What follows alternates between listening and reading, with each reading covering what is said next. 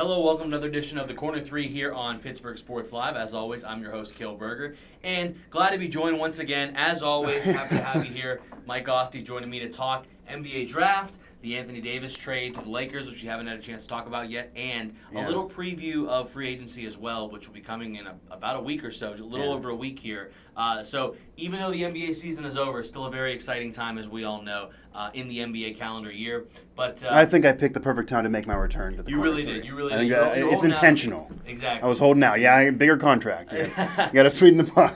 But, of course, the NBA draft was last night in Brooklyn, and the first three picks went exactly as I think everyone expected. Zion Williamson to the Pelicans, John Morant to the Grizzlies at 2, and R.J. Barrett to the hometown New York Knicks at 3. Right. But outside of that, everyone was kind of saying repeatedly over and over again on the broadcast that this draft was not going to start until pick 4 and beyond, because it was kind of a lock for those top 3, and then it was going to be interesting to see where teams moved around, where teams would go in this draft, and it certainly was entertaining.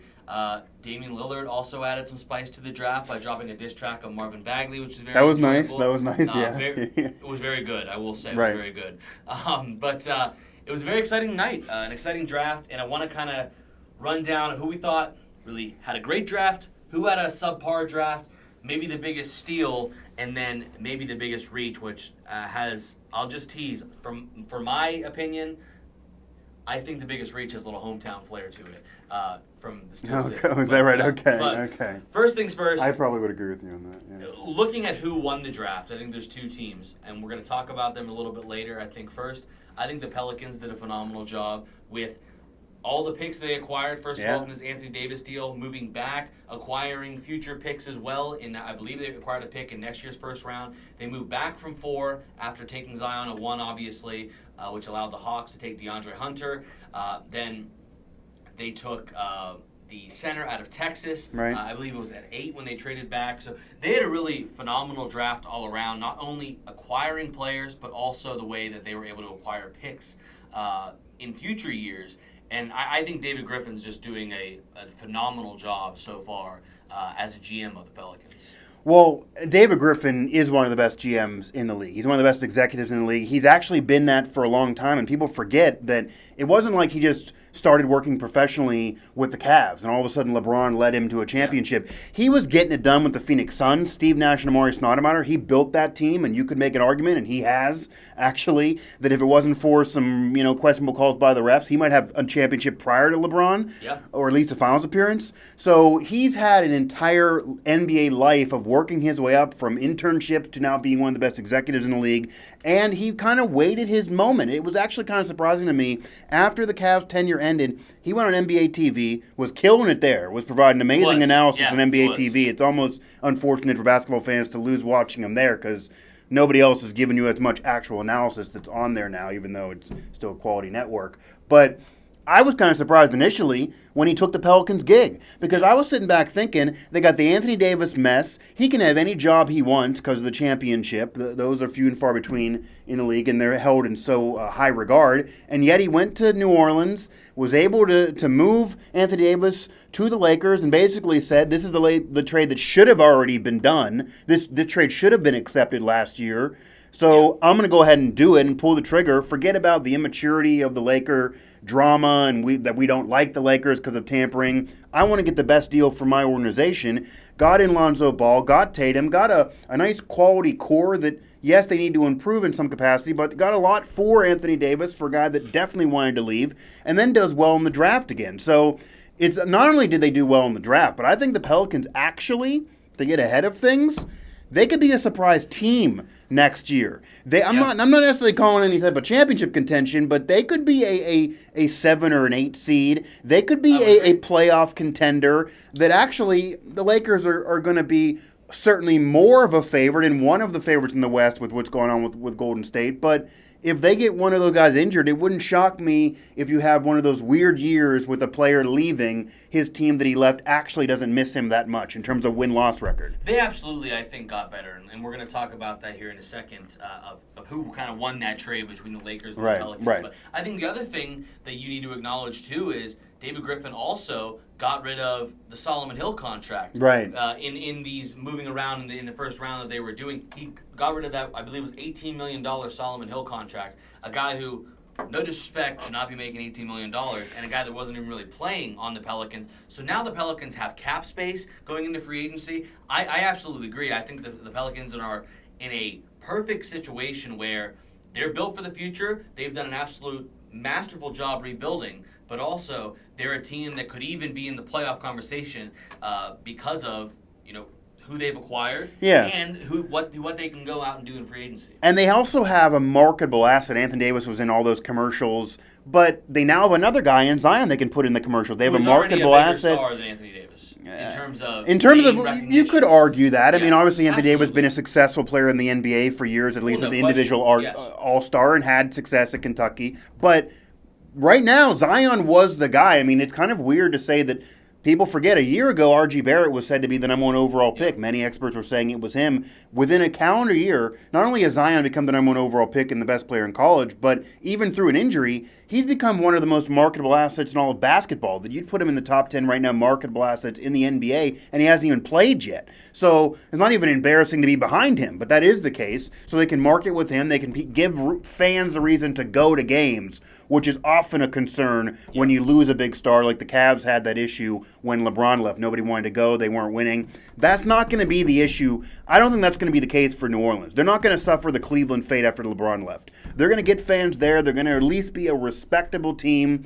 Another team that could be mentioned, which is another Duke player, Atlanta. They haven't been a contender for years, but they actually did some work. They did a phenomenal job. They did some work in this draft. I mean, it's hard for me to ever bet on them. They're probably going to mess this up somehow, and they certainly need some stars. But they have they did a decent job in terms of getting a lot of shooting. They already had Trae Young, who was already able to shoot the lights out. They have a fun team that could be a fun team to watch, and a team that's almost built in a similar style to what Golden State did years ago. I'm not saying they're going to go there and build a dynasty, but that's similar to what they're doing. They're copying off the Warriors, and that's a smart way to copy based on what we've seen. And the other thing about those Atlanta Hawks you were talking about, because I also think they're one of the teams that won this draft, they traded up to get the guy they wanted in DeAndre Hunter, right, and then got a really good player and great value in taking Cam Reddish back at, I believe it was pick 10.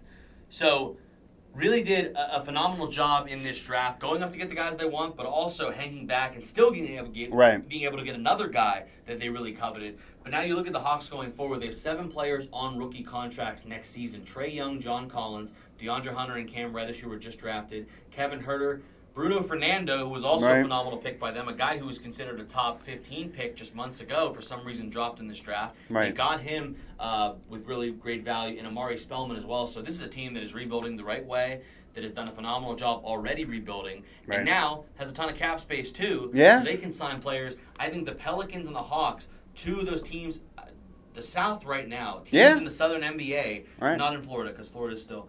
But the teams in Atlanta and New Orleans doing a really good job now and setting themselves up for the future. I think another team that really... Yeah, Miami's kind of strapped by Whiteside still, but maybe they could trade him. I mean, he's probably going to walk, and they maybe could trade him and move things around. But today opted into his he opted in, for like $28 million or something, and they got to do everything they can really to get rid of him. To move him, because he won't be there beyond that. But it's going to be rough for you. But another team that I thought did a good job, and a team that myself and others have been slandering for days and the last few weeks. That's part of being an analyst, though, folks. Exactly. That's part of being in media, is slandering players. Was the Celtics. And part of it was their inability to get Anthony Davis. Part of it was just kind of them sitting on those assets and letting them kind of wither away over the last few years and not making a deal for a big-time star. Now losing Kyrie and likely Al Horford as well.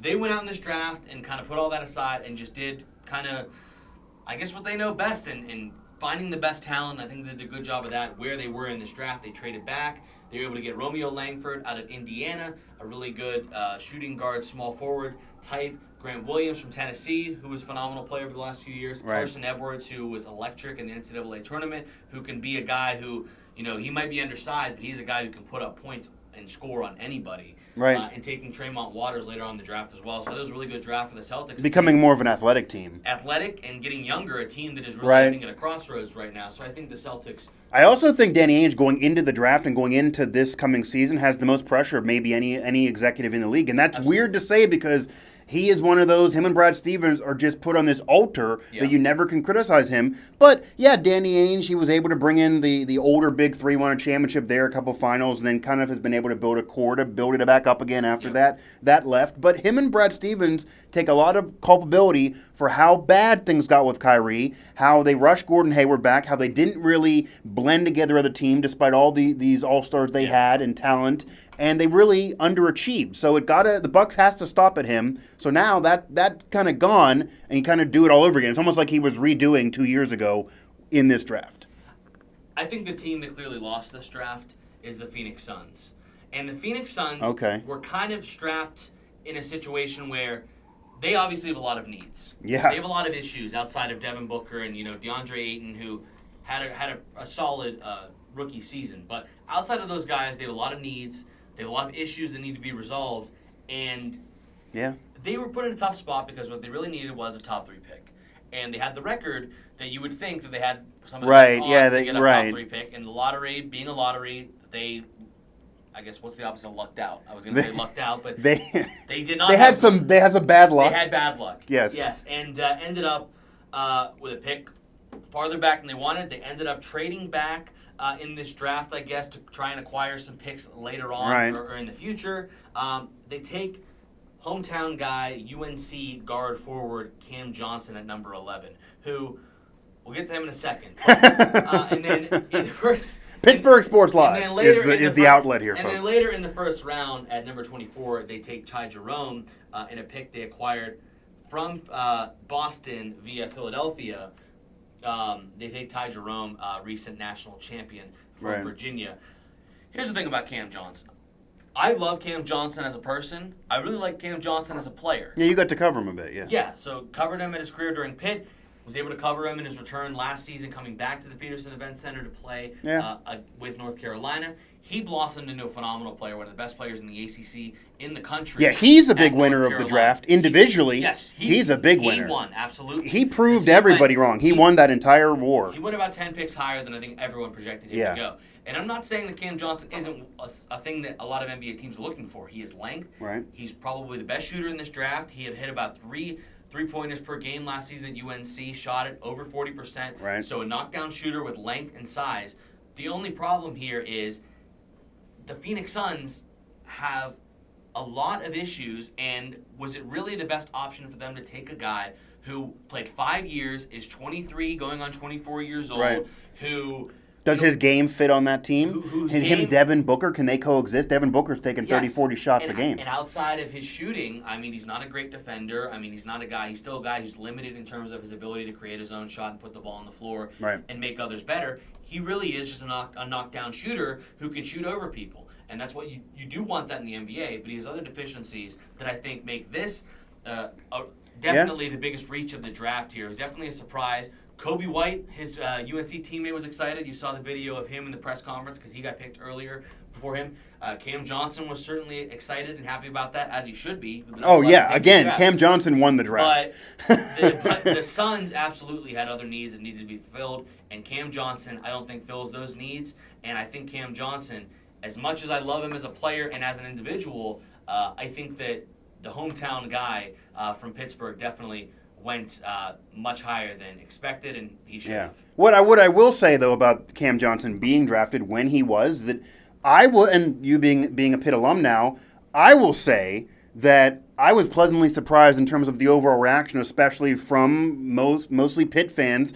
Seemingly everyone was really happy for him. That there was a little bit of bad blood after leaving Pitt, but I think eventually we got to the point that everybody understood it isn't like he left Pitt to go to a similar program. He didn't go to WVU or something like that, to a rival. He went to a marquee program that, yes, they're in the same conference. It's hard to turn down North Carolina when you have that opportunity. And Roy Williams told him, I'm going to make you an NBA draft pick. He did. He made him an NBA draft pick. He got him drafted actually a better slot than you would have thought even after leaving Pitt. And probably even Roy Williams would have thought if you actually hold a gun to his head and would have asked him prior to the draft.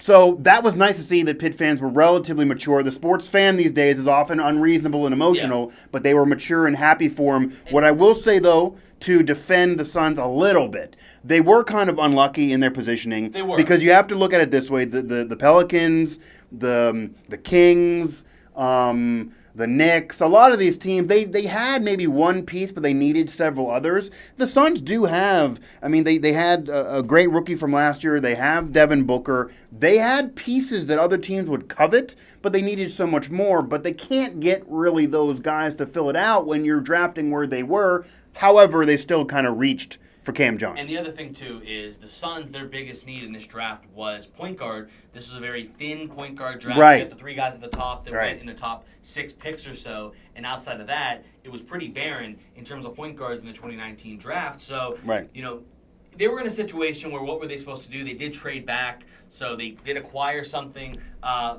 for the future to be able to do that, but still, they traded back and still reached for a player, though. Exactly. That's the thing. Exactly. If you're trading back, I actually think trading back was smart for them because there really was nobody to get. And after the 3rd pick, it's a deep draft, but not top heavy, if that makes sense. Where the first 3 picks were solidified, everybody knew, even if you don't really follow basketball, it was hammered in your head so often. Beyond that, it was guys that the casual fan probably is not familiar with. They weren't stars. They weren't even the best players on their team in some capacity, and a lot of them didn't go deep in the tournament. Yeah, there were another Duke player, etc., and there were some stories with the first player from Japan being drafted and things like that, but you could argue that was a reach. I mean, you could argue the Wizards maybe are a loser to the draft in terms of that selection, in terms of that criticism. So there was nobody else really to get. It was a difficult draft from 3 on, and a lot of those teams that were unlucky in the lottery, which is why that was such a controversy, got really screwed over that it's probably going to be several years to rebound from that unless they win big in the lottery next year. And really, maybe, I mean, this hasn't always worked out for teams the way the lottery is, but maybe tanking is potentially an option again for some of these teams if you didn't do well in the lottery this year. Yeah, I think the Suns are going to be bad regardless. So. Probably, yes. What do you think, though, as we move towards free agency? What do you think of the Wizards and that selection? And I guess another surprise of the draft, too, which I'll just get out there, is Bol sliding. And now maybe the injuries were leading to that slide. Yeah, well, here's the thing. I'd like to first off call him Bol just from now on. The Bol thing, or maybe Bol squared. I can't call somebody. Somebody replied to me with Bol squared. I will give credit where credit's due. Bol squared, I believe, is maybe what I'm going to go with now. We might go with that on the corner 3 because Bol, it's just ridiculous. It's an asinine name. It's first name, last name. They're the same. I can't do it. But Bol squared. I understand. Was I surprised that he fell that far? Yes. Very lanky body. It's kind of a concern. But I wasn't necessarily surprised that he was going to fall. I thought he was going to fall to begin with. I just didn't think he would fall that far. That's a far fall. I didn't think he would fall all the way. That's a lot of money he's losing. Yeah. Yes, but what I will also say, and this will also apply to the guy who I think was the biggest steal of the draft. Okay. You know, I think sometimes it does benefit some of these players to fall in every aspect aside from their wallet. Because obviously you're going to lose money by dropping in the draft. Oh, yeah. But you want to get in the right situation. Draymond Green and those you go to the right team, the right situation, that can benefit a player way more than being a top 10 pick. Right. Because you get to be a top 10 pick sometimes and you're thrown into the fire and your career goes down the toilet because you're put in a situation where you can't succeed. Yeah, there's nobody around you. For him to go to a team that was a playoff team that was one of the best teams in the West last year. They just did the same thing with kind of rehabbing a guy with Michael Porter Jr. taking a chance on him last year. They did the same thing now with Bol. I guess that's their plan. But I'm not surprised that he fell. He had that foot injury, and a guy his size that's, 7'3" or so, that is already 200 pounds, very lanky, to have foot issues at this age is kind of all sorts of bad signs for him. And as much potential as he has, a team was not going to jump on him and expend a high lottery or a lottery pick or a first round pick on a guy that we don't know how long his NBA career is going to last. And I think the most surprising thing too is, who would have thought that you could be too tall for the NBA? But I think we saw that with Bol and also Taco Fall, who didn't get drafted either. Yeah. A guy who people fell in love with. He became the story of the tournament. But I think the biggest steal of the draft, I think, has to be Nasir Little going to the Portland Trailblazers. Nasir Little, a small forward out of UNC, a guy who was one of them expected to be a top 5 pick going into last season in the college basketball season, And he showed out in McDonald's All-American game last year. Yeah. Everyone was so high on him, went to UNC, and he only played about 20 minutes a game. That's the risk of going to those programs. He did not score the ball very well. He didn't have as much of an impact as people would have liked. And he slid in this draft. Now, do I think he deserved to fall all the way to, what was it, 25? He went to 25. And people thought he was going to be a top 5 pick this time last year. So I think, though, it was a phenomenal pick by the Trailblazers. They got maybe a stud small forward, something that's eluded them for decades, something that they've been missing. You know, they have those talented guards and a great big man. And they're close. That's a good team. Absolutely. So I think that was a great pick by the Trailblazers to get Nasir Little there. And like I said, maybe similar to Bol Bol, he went to a situation where he's not going to have to be counted on to be the guy. Right. He can learn a great organization, a great coach in Terry Stotts, good leadership on that team, and good chemistry. I think it's a perfect situation for Nasir Little.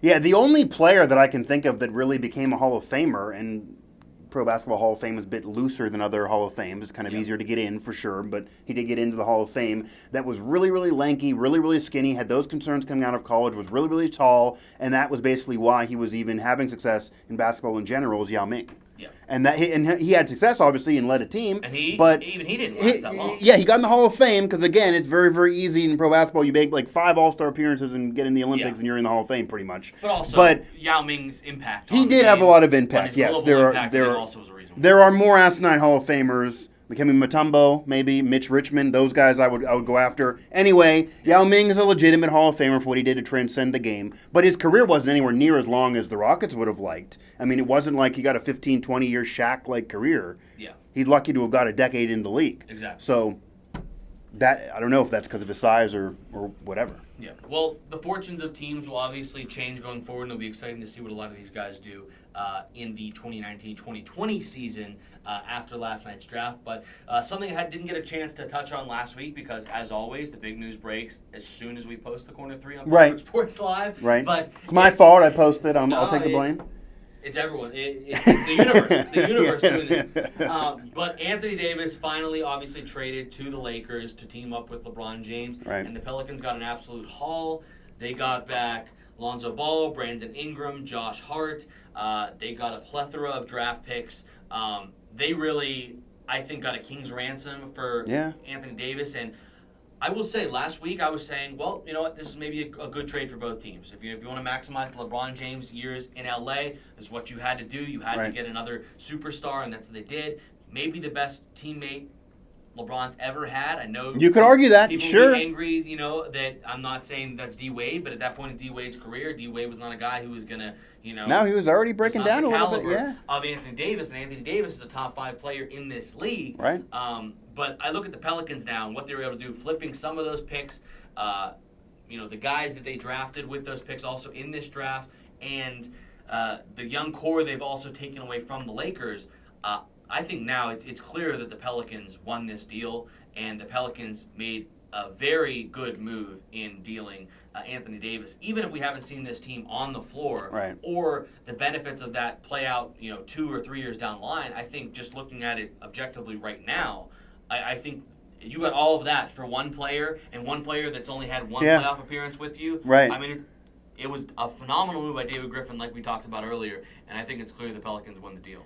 I think it's tough to say the Pelicans definitively won the deal for the sense of the term because both of these two franchises wanted different things out of the deal. The Pelicans got a haul. I mean, they got the king's ransom for Anthony Davis, exactly what they would have wanted. Anthony Davis didn't want to be there, was definitely going to walk whenever he could. He was wearing That's All Ferks t-shirt, so it went from him being nice and just politely wanting out to him being a bit of a jerk, and it being a drama. And once he got with Clutch Sports, he wanted with LeBron. It just had to happen, or else our lives were never going to move on, really.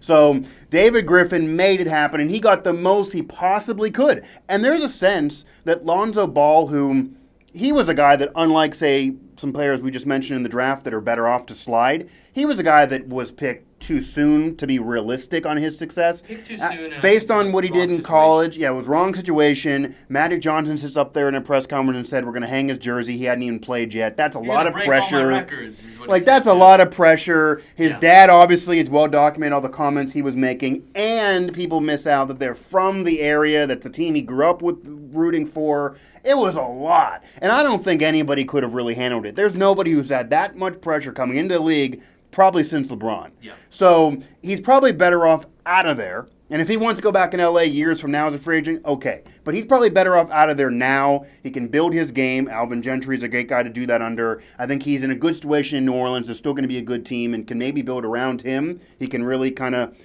throw the ball to Zion tons and get tons of assists. Well, that's the thing too. I think he's the perfect situation for him. I think he definitely needed a change of scenery. Oh yeah. And I think he knows that too from just the IG too. posts. He Yes. kind of left the. He wanted to change the scenery. Those three guys that got Big dealt, baller I brand? think they all clearly realized that they weren't wanted there. They needed to change the scenery to feel wanted. And they to- kept to the right feel that guy. they could be- and yes, I will say the Lakers did do a good job of keeping Kuzma. Right, there you which go. They absolutely had to needed keep him. I don't Yes. think they would have done the deal if he was included. I think that's what also dragged this out. They did not want to include Well, him. they just started offering more and more first-round picks. So Right, they right, wanted to avoid David Kuzma. Griffin was like, Yeah. well, okay, that's fine. Because Sure. there's a thinking of some that, yes, they want to get another star, but Kuzma could be the number 3 Yes. guy and become a star. Agreed. And I think a lot of people are easy to be down on and kind of throw in the towel on Lonzo Ball in his career. Yeah, no. I think Lonzo Ball, this is exactly what he needed, the change of scenery, a place where he's not expected to be a guy who's going to score points for you or be the superstar. He's going to do the two things that he is best at. He's going to be a great defender, which he has been his entire time in the NBA and in college, Right. and he's going to be a great facilitator. And look who he has to throw the ball to now. You know, he has Zion Williamson. Yeah, you know to throw who the ball he- to and to throw lobs to. Who he needs to be and who he will have success if he can be and maybe even get in the Hall of Fame someday and live up to what Magic Johnson was saying, let him be Jason Kidd. Yes, Jason. Just yes, let him be Jason yes, Kidd. Jason Kidd. Absolutely. Let him he can get 10, 10, and 10. That if he can be Jason Kidd, then yeah, number 2 overall pick is still a bit rough, but that would be perfectly great for the Pelicans, and he would end up becoming the kingpin of the trade. And maybe years to come in the next 10 years, because they're much younger and he could become more, and they have much more of a ceiling than maybe Anthony Davis, who is phenomenal, but maybe he's in his prime. He doesn't have much more to go. This is probably his best we're going to see from him. They can get better. Then they're going to have won the deal. However, if the Lakers get an NBA championship in the LeBron era, which has 3 more years left in it, which now it usually takes him one finals appearance, which is a loss, about a year to get together with him in the Big 3 in Miami, same thing in Cleveland. If they can, they're going to have to do it quicker now in LA. I don't think they can handle that. But if they get a championship out of it, even just one in that 3 more years, then it was success. It doesn't matter what Lonzo does. Lonzo could become the next Jason Kidd, and it doesn't matter because all they wanted is to kind of hurry up this process with LeBron, win a championship, realizing that him and them realize and have admitted now that if they don't get a title, it's unsuccessful. And every other superstar in the history of the Lakers, except for Elgin Baylor, he retired the year they won, how an unlucky guy. I almost feel bad every time they bring it up. He retired 10 games into a year they win a title after he missed and lost so many finals prior to that.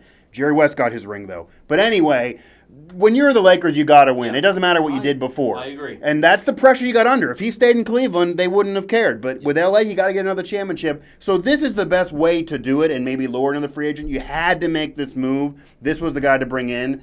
And maybe Davis will even become the best player on the team if LeBron has to, manage his workload and can't play a full season, which is probably best for the playoffs.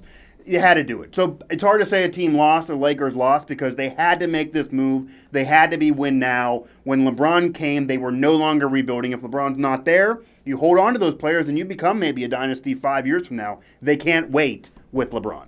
And another trade that went down as well that's going to impact some of the teams in the Western Conference and how the standings might shake out is Mike Conley getting traded from the Grizzlies to the Utah Jazz, now pairing him with Donovan Mitchell and Rudy Gobert, Joe Ingles, Derek Favors. A team that was already really good defensively, now getting one of the best defensive and maybe most underrated players in underrated guards in the league, and maybe one of the most underrated players in NBA history. Yeah, now that Marc Gasol got his championship, he's probably the guy. And Mike Conley is maybe a guy that I always call him underrated and say he's probably the best guy that never made an All-Star team. If we're talking about NBA history. Mike Conley's been so good for nearly a decade now. Right. Now getting an opportunity with a better team where he could potentially make something happen with the Jazz. But the Grizzlies get in return, they get picks, they get Grayson Allen, they get Jay Crowder, and they get Kyle Korver. So they're able to free up some cap space, getting rid of Conley, some expiring contracts, and that'll shake up things in the West. And now they've paved the way for John Morant to take the reins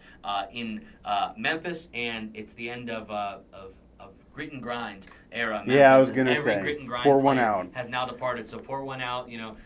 They mentioned it on the stage and I got to say, if I had to pick one guy from that era to get a ring, it was Marc Gasol. He deserved it more than anybody, having to deal with his brother winning and how great of a player he was, face of that franchise, and living in the shadow of his brother, which probably isn't fair. So he got the championship, but they even asked him, "What do you say to Zach Randolph, Mike Conley, those guys?" And he said, "Thanks for the memories," but they don't get the ring. He got it, but the second most deserving guy is Mike Conley. Probably, yeah, he is the second most deserving guy. Zebo, no, sorry. He was part of the group. You got to give him his due. But of course he was. Talk about a body that may have let you down. Yeah, but yeah, Mike Conley is in a decent situation now. And when you're the Jazz and you're Utah, I mean, as much as we always say, especially on this show, that you don't need to be in a big market to win right now. Greek Freak's proving it. Kawhi Leonard it's a big market, but Kawhi Leonard proved it. You don't have to necessarily win with a big three anymore. He did do it without that. It's becoming a chance where great players actually have an opportunity now to kind of show what they're doing, and they kind of want that again. It's almost little less dynastic teams now that the Warriors' 5-year final seems to be ending with the injuries. So there's all that, and you can certainly market yourself as a brand and make money without being in a big market. Look at Russell Westbrook in Oklahoma City. But if you're Utah, you're still got to need to do some creative things to get players in to be a contender, because no free agents are going to want to go there. And realistically, Donovan Mitchell, no matter how much he says he loves it now, he's probably leaving when his contract's up because he's going to want to go somewhere else. So they have to seize the day now, and you got to get creative, like deals like that. A franchise that's rebuilding in Memphis, a player that is great but not given his due as an all-star, and getting older, so you only have a few more years of this level of success for him. You pair him with Donovan Mitchell, and you can make something, and it's a wide-open West with Portland and Denver, who's maybe not ready yet, and the issues with Golden State, and it's wide open. So this is the year to do it.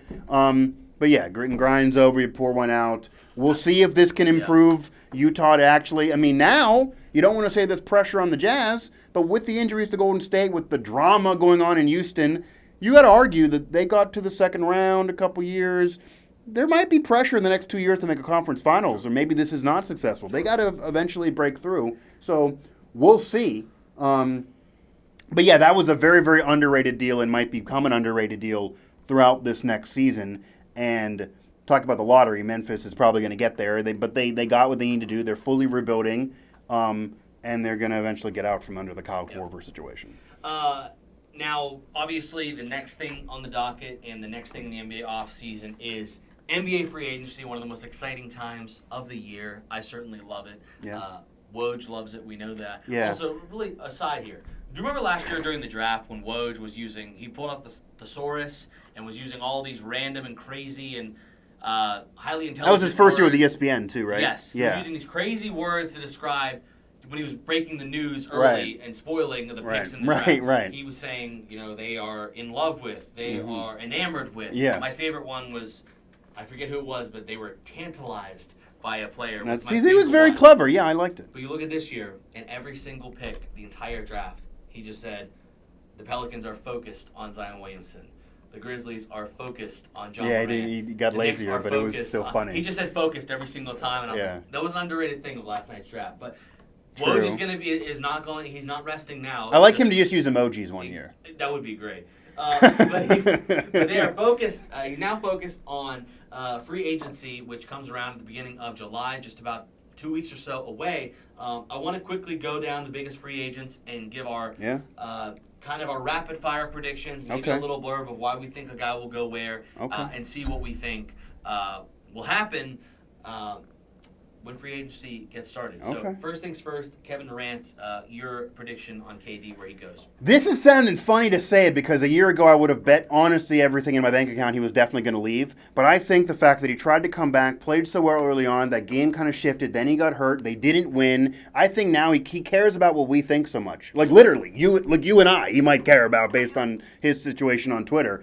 But I think he now can sell to himself and his camp can sell to him that they need you. They didn't win without you. They need you. If you were there, they would have won. It's very believable that they would have won with either him or Klay Thompson, Game 6 to Game 7. That you could have done it. You could have been the difference maker in terms of the medical staff being there. Now his injury is not only just a year out, but maybe 2 years to get back to the player that he was. If you look at Paul George and others who had a similar injury, I think he stays in Golden State now.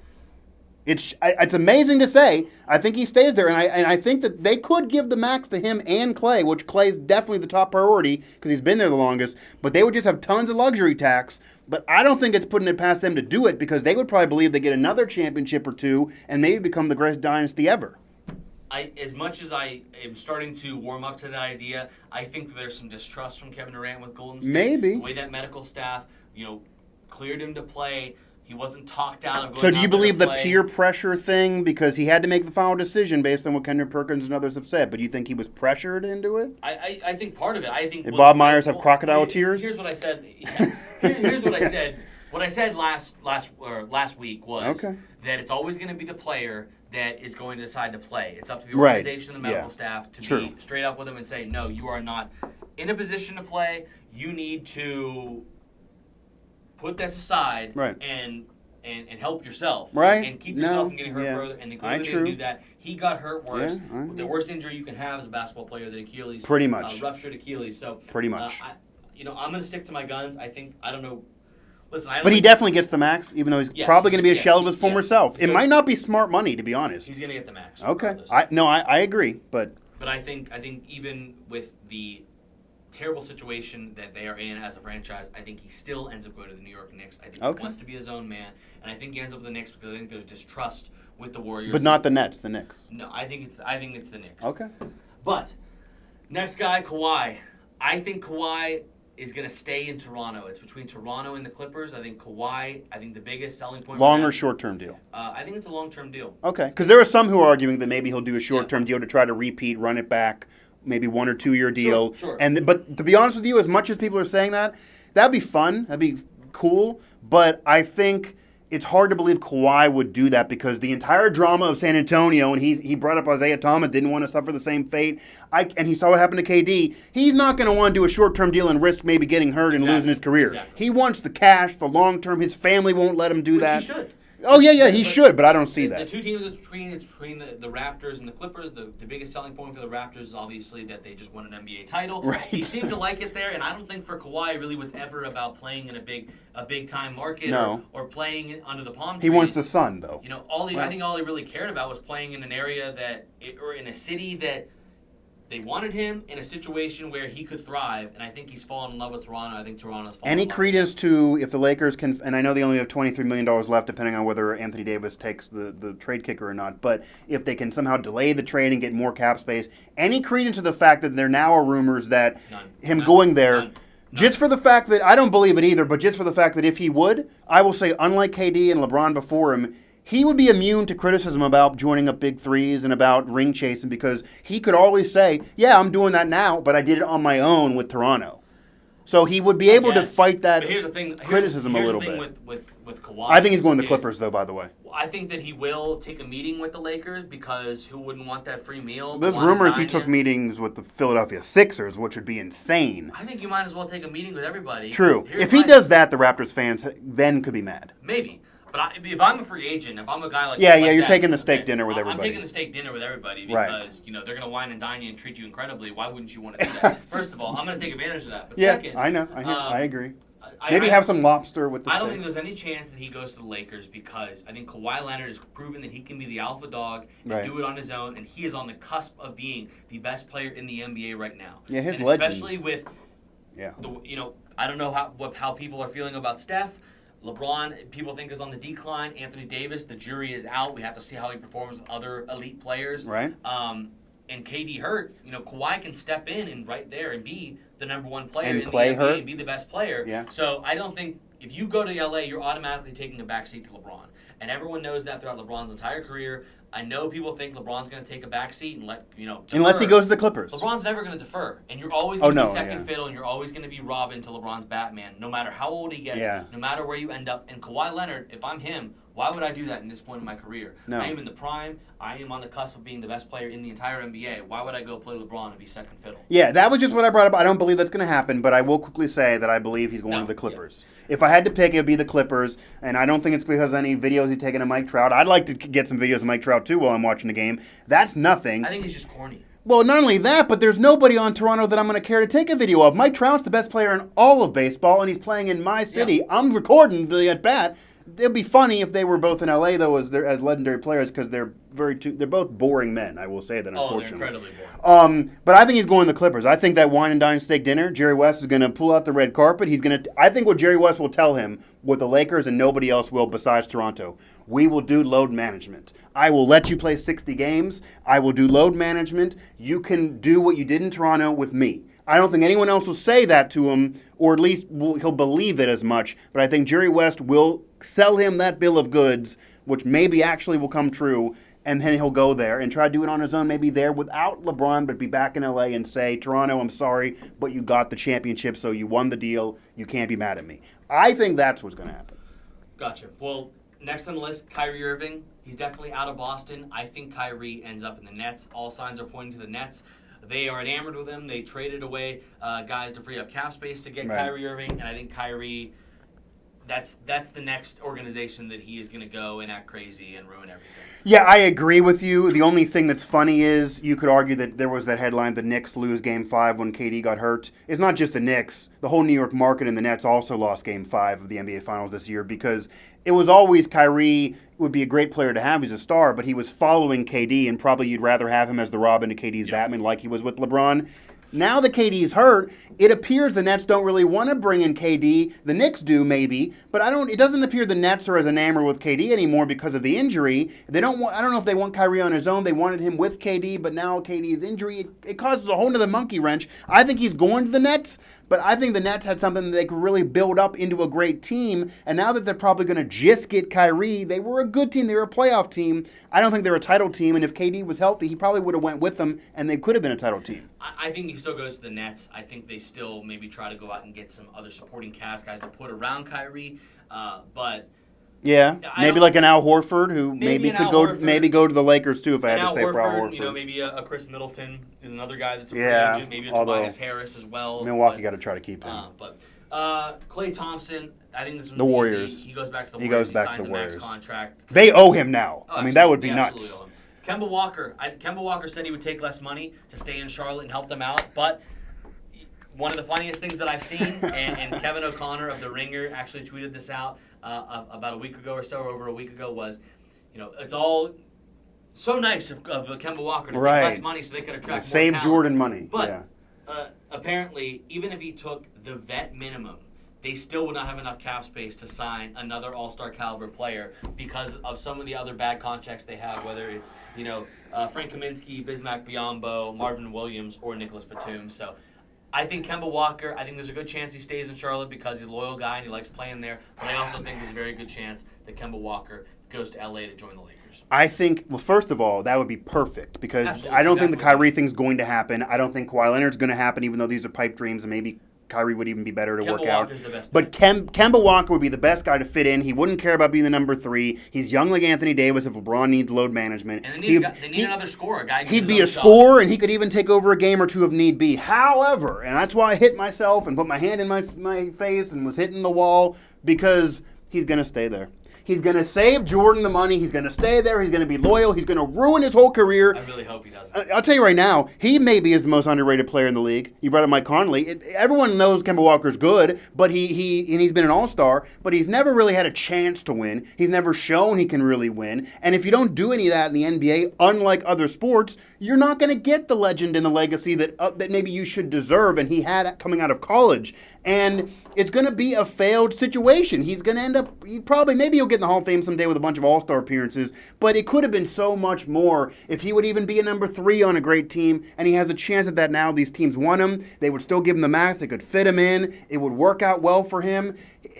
I think he's going to, and the other thing is, I get the situation in Charlotte, but they can't fit anybody else in even if he goes back there. They're not going to win there. They can lie to him whatever they want. It's not going to happen. And you don't need to save Jordan money to be nice. He's making money off Nike shoes for the rest of his life. That's more than any of these contracts. He's a billionaire. I mean, it doesn't matter. It's just, yeah, right. So, I mean, he throw up the laughing meme off they bought the shoes again. I think with Kemba was not about saving money for Jordan or the Hornets. It was about helping his own interest in getting another All-Star caliber player to play. It's just not going to happen. But it's not going to happen. Yeah, he needs out of there. 2 more players. Jimmy Butler, Jimmy Buckets. I don't think he's going to go back to the Sixers. I think he has too much beef with Ben Simmons, with Joel Embiid. And he's such an abrasive guy, even though he's a great player. He was perfect for them on the court, though. He was. And they almost need to replace that now. Exactly. He's not going to go back to Minnesota, obviously, because he burned bridges there. He burned bridges in Chicago. Lakers? He's an option to Lakers. I think another team that he could potentially get to, but they have to do some deals and try to create some cap space. I think the Miami Heat are an option for Jimmy Butler. I think that's a team with some young talent, with a defensive mindset that has. It puts him kind of rebuilding in a year or two away, and he kind of was a mercenary last year. Sure, but I also think, who really wants Jimmy Butler's service? He's a great player. Maybe the Nets are. I was going to say the Nets. If you can't get KD, you wanted to pair Kyrie with somebody, even though Kyrie would still be the Batman if you had Jimmy Butler. Yeah. If you get Kyrie in there and you say, well, he needs another star to win, maybe Jimmy Butler's the guy. He might come. He might get the max, but he also maybe comes cheaper if you get him later in the free agency because he's not getting the offers, and it might be perfect between the two of them. Last guy, and one of my favorite guys in the league, and it's a very interesting guy because I don't really know where he could end up. There's a lot of options here, and that's D'Angelo Russell. D'Lo is a free agent for the first time in his career. Yeah. The Nets need him to stay. He led the Nets to the playoffs for the first time in forever this past year, but now they're enamored with Kyrie Irving. If they don't get Kyrie, I could really see him going back to the Nets. But they would obviously, I'd probably be asking them for the 5-year Supermax contract because they have his rights. But, he's a guy that loves playing in Brooklyn, that loves his teammates. They have great chemistry there, and they went to the playoffs the first time, so they're building something. It would be weird. It is weird to think that they would tear that down and throw that away with D'Angelo Russell to get Kyrie Irving in there, but Kyrie Irving is the better player right now. It's also weird to say D'Angelo Russell deserves the max, even though he's been a phenomenal player. To be fair to him, his points per game average, I think, is 21. Kyrie was 24 or something like that. Yeah. They're pretty close in terms of points, assists, what you want out of a point guard. They're relatively close. But I think D'Angelo Russell's a better passer and distributor, though, than Kyrie Irving. Maybe, I think he does a better job. It'd be great if you can get him for cheaper. If you got to give him the max, I don't know then. I have 4 other landing spots, potentially. 4. I think there's a reunion with the Lakers. If they don't get Kemba. Magic's gone. Yes, Nick Young's out of there. Exactly. Zillion's not going any more games. That's possible. I think that D'Angelo Russell would be a guy that fits perfectly alongside LeBron and Anthony Davis. He should try to date Iggy if he goes there. He should. That would be amazing. That would be awful. Just for humorous purposes. I think another team is the Indiana Pacers. They're looking for a guy that they can pair with Victor Oladipo, who missed all of last year with that injury, and they definitely need a point guard there, another dynamic scorer, and that'd be a phenomenal backcourt, one of the best in the entire NBA with him and Victor Oladipo. Right. 2 other places he could play with 2 of his best friends. The Minnesota Timberwolves to play along Karl-Anthony Towns, who they are best friends, or a team that has been looking for a point guard. And probably they're losing Rubio. Yes. And a team that's been looking for a point guard forever, and they did not get one in this draft, and they had an awful draft. We circle it back around. Okay, was that the plan all along? Phoenix Suns, D'Angelo Russell, he's best friends also with Devin Booker. That whole draft class seems to be best friends, buddy-buddy with each other. Are they the next LeBron, Banana Boat, they could be. Carmelo, Chris Paul? They are the younger version right now. They're just not as good. But I think that the Phoenix Suns could also be an option for D'Angelo Russell. That's interesting, and if we have to go here, I do want to ask you one question. Sure. Chris Paul, stay or go? I know the contract's insane, but that's tons of drama. They won't even talk to each other. I think he stays because apparently those reports were unfounded. That's what he's saying on IG. And we saw and that's what also Daryl Morey said. The Rockets organization. He's going to say that, of course, but they've come out and said that they've been working together to try and see who they're going to get. You hate to see it broken up now because I know that they're not going to have a 5-year window, but they have 1 year. It doesn't matter whether KD's hurt or goes back or no matter what happens. Clay's going to miss half the year. KD's going to miss the entire year. I don't think Portland's ready yet despite the draft. I don't think Denver's ready yet. Utah probably still not ready despite what they did with Mike Conley. This could be the year for the Rockets if they would keep it together, agree, but also, as long as they load management with Chris Paul. I would agree. But the thing that I will say is, like you alluded to, there's no one that's going to take that contract. It's $44 million. He's 35 years old. Insane. It's ridiculous. It's awful. But they had to do it to keep him there for this window. I understand that, but no one's going to take it, and no one wants Chris Paul. So right now, because not only the contract, but Chris Paul is also a guy very abrasive and a guy that can mess up team chemistry. And do you really want to do that for 1 or 2 more years of Chris Paul? He's probably not that guy that's going to. And the Lakers can't fit it in. LeBron would work wonders with him for 1 year, but they can't fit in the contract. I think Chris Paul remains in Houston. Okay, I think so too, but it's just that's like the funniest story of the offseason so far. But that's going to do it for us here on this edition of the Corner 3 here on Pittsburgh Sports Live. As always, remind you to subscribe. It helps us out a lot. Let's just keep the lights on in this place and keep this thing going. Make sure you tweet me with your thoughts, your through free agency predictions, your thoughts on the draft at Cale_Berger. You can tweet Mike Asti as well. At Mike Asti 11. Mike, I thank you for joining me once again. Absolutely. It was fun as always, but that's going to do it for us here on the Corner 3 on Pittsburgh Sports Live. We'll see you next week.